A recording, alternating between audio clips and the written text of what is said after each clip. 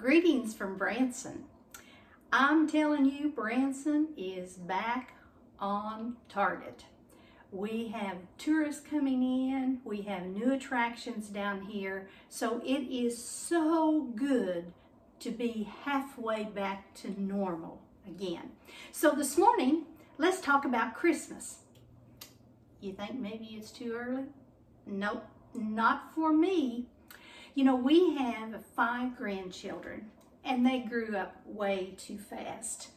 They're getting engaged and married, and finishing colleges, and at Christmas time last year, my husband and I had a hard time figuring out something to get them for Christmas. So we decided to give them some canned goods that we'd canned and some freezer meals. And you would have thought we had given them gold. They really seem to appreciate it. So we're going to do it again this year. But shh, don't tell them because it's a secret. So today I'm going to make chili base. This is something that all the grandkids seem to enjoy. And our daughter Libby and I have made chili base for years. We make enough for both families to last us through the winter. But we've had a hard time getting together this year to make it because our daughter has started a new writing career and is staying very busy. So I've made up a batch this morning and I'm going to show you how we do it. And this starts out with the base. We use Mrs. Wage's chili base. This is a natural base. It doesn't have a lot of additives and preservatives in it. So this is what we start out with. And then we add other things to it. I like to add some crushed canned tomatoes and petite canned tomatoes. And I will post the recipe for you.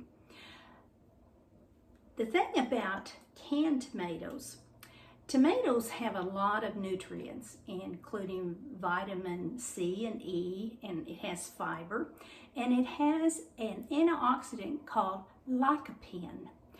But the thing about it, in the cooking process, when tomatoes are canned, the lycopene actually increases. Now you don't see that very much, and it has been traced to possibly helping with heart disease and some forms of cancer too.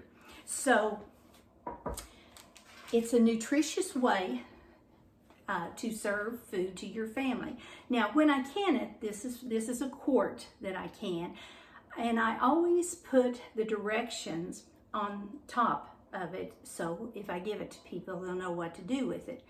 And you just take a can of the chili base that you have made, cook a pound of hamburger, or you can use turkey if you prefer, add some canned beans, kidney beans, pinto beans, black beans, whatever kind of beans you like, and heat that through and through.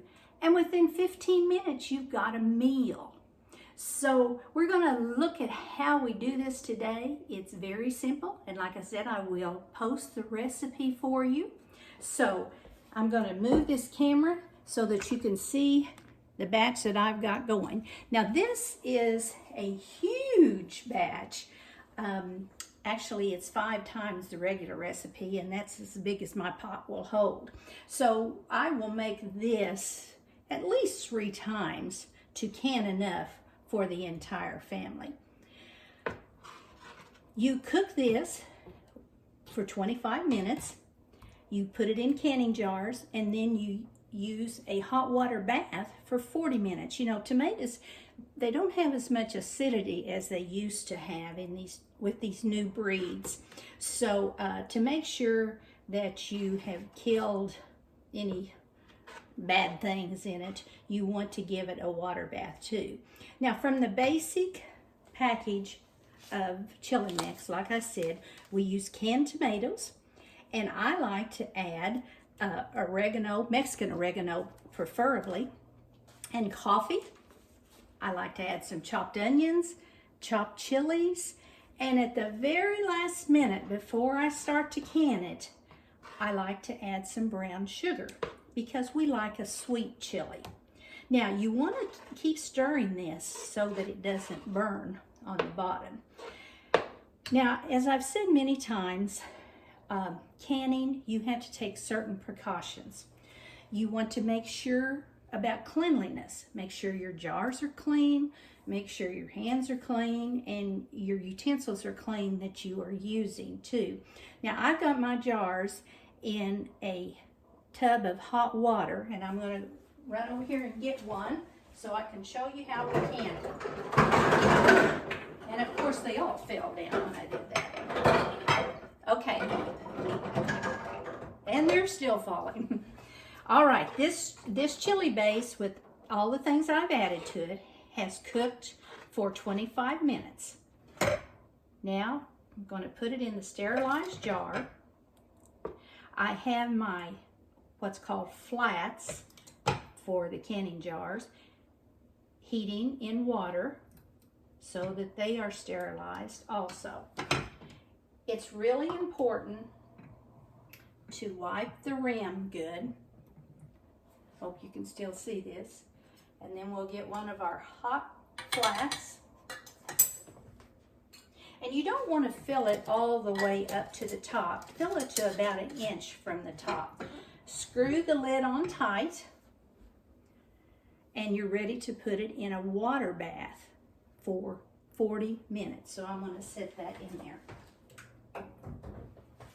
So that's just a quick lesson on the chili base.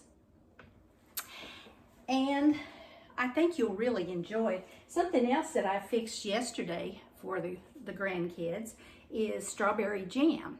I don't know if you can see this, how many jars there are down there, but I've got a lot for them because they can go through it too, especially our oldest granddaughter's husband really likes strawberry jam. So I might have a jar for you, Isaac. And then some of the other things we're going to fix for them is canned green beans. We're going to can some chili. Some salsa for them. We're going to make some more jellies for them and have some freezer meals. So I'm really looking forward to doing this. Okay, that's what we have today. If you have any questions or any comments, be sure to add them to the comments too. So our next video, we're going to learn how to cut up a chicken. You say, what?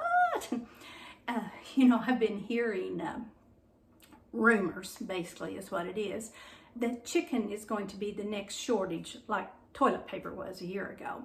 I have no confirmed data on that. But it's really easy to run to the grocery store and grab a bag of chicken breast or chicken legs or something. But it's not that hard to cut up a chicken. And when you get a whole chicken, you know how old it is basically, and you know what you're getting. So we're going to cut the chicken up and then we're going to fry it so you can possibly learn 2 things the next videos. So I hope you'll join us again, and be sure to post your comments, positive or negative, hopefully more positive. And if you have questions, be sure to ask them too. I hope you have a great day. Until we meet again, bye-bye.